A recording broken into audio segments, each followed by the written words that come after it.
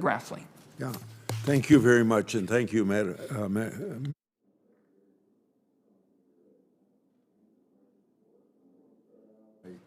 two thank yous.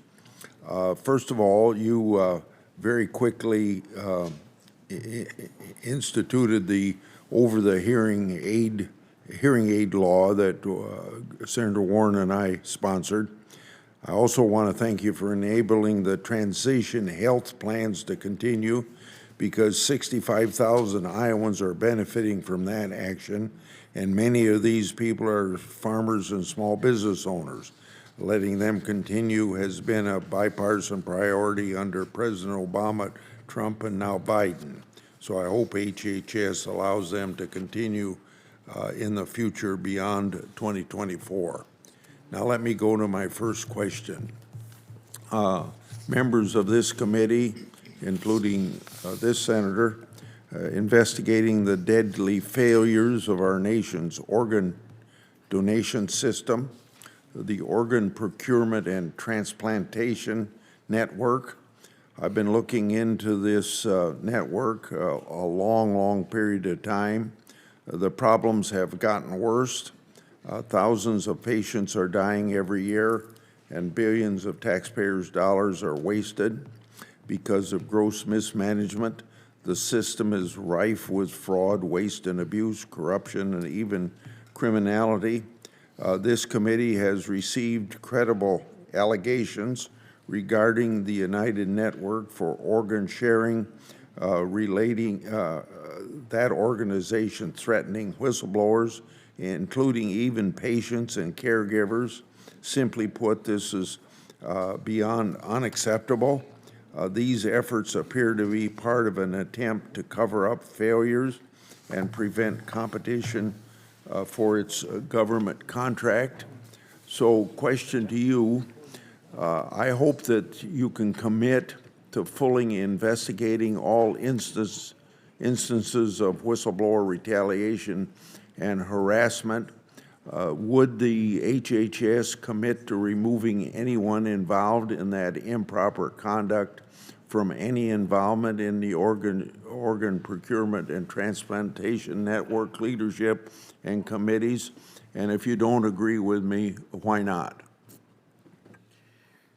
Senator Grassley, first, thank you for the work that you've done. As you mentioned, this has taken a long time, and thank God that you've committed to it. On the whistleblower question, we are absolutely committed to working with you to make sure that if there is a claim made about a particular operation, we dive right into it to find out what's going on.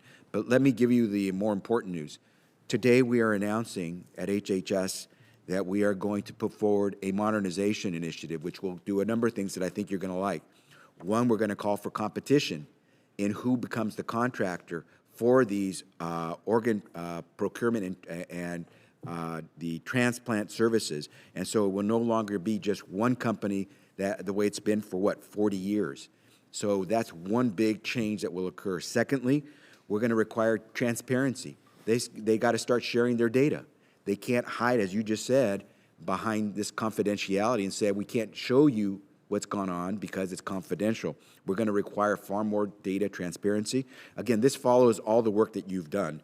And then finally, we're going to try to upgrade the IT system, which, as you can imagine, with these contractors never having changed, everything gets stale. So does the IT. We're going to try to update the IT so we can be efficient with those organs that we receive, so we can get them to someone instead of have them ultimately be discarded because they didn't get used in time. Those are things we're announcing today.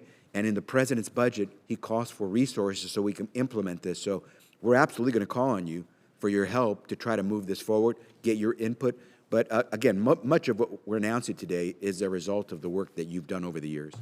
Thank you for your initiative. I want to turn to rural health care. I want to thank the administration for implementing the new and voluntary rural emergency hospital program that I've worked for 3 or 4 years to get passed. Another rural hospital program that you may not know so much about is called the Rural Community Hospital Demonstration. It extends the financial viability of 26 small rural hospitals in 11 different states, 5 in Iowa. The taken up to has taken up to 30 hospitals, but CMS is currently underutilizing the program. Congress has authorized the program for several more years. While there is interest in rural hospital participating, CMS has told me that they have no interest in filling the 4 additional slots. I realize that you may not know much about this program. Do you think that we should be underutilizing cost-effective rural hospital programs like the Rural Community Hospital Demonstration? That's my Senator, last I am question. familiar with the program, and we are making a concerted effort in rural America to inject some life into some of these facilities because, as you know very well, too many of them are closing, and they're not being replaced. And when they are being replaced, they're first being gutted of some of the essential services that they used to provide. So we have dedicated services into rural community hospitals, but we're going to try to do more. And we certainly will take your lead on some of these initiatives because we know that those of you who go back home every day and have to deal with those providers know exactly what they need and where they need to go. So we'll look forward to working with you.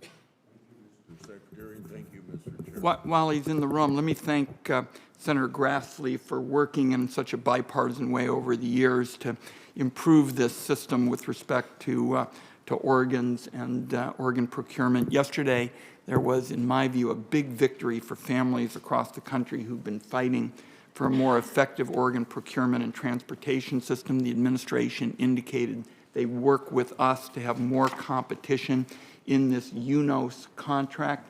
This committee has felt on a bipartisan basis that there hasn't been enough competition for the contract and meeting the expectations of Americans waiting for a transplant. So I want to thank my colleagues on both sides of the aisle. Senator Grassley in particular has been at this for years and look forward to working closely with him.